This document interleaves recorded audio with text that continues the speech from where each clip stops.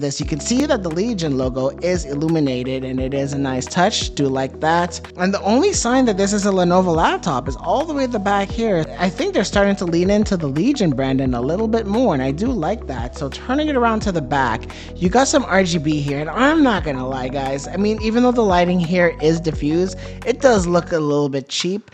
I don't want to say that. I don't want to say that too much though. Overall, it does look good, and I like that Lenovo is going for their own unique styling.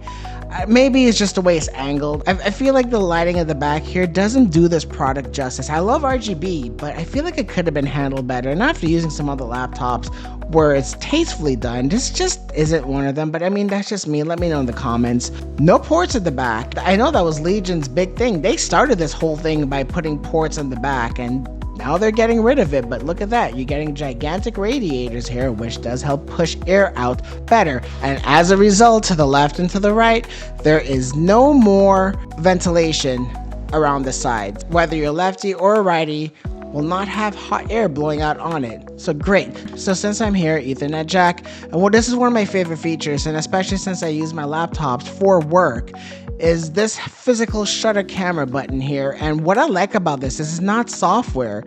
This physically cuts the power to the camera itself, so this can't be hacked. If you're worried about working for a company where they're tracking you and randomly taking pictures of you, they won't be able to with this.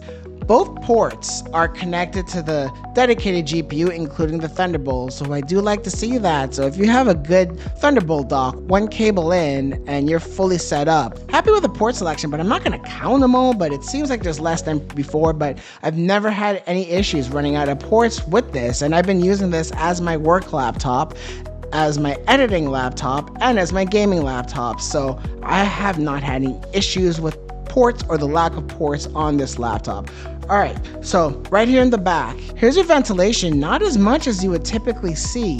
One thing I don't like though is the position of these. So when you're gaming, this back never gets hot. It might get a little bit warm, so I was excited. I'm like, yes, I can start gaming on my lap, but no, your lap ends up choking the system and the temperatures got really high, too high for me to be comfortable with.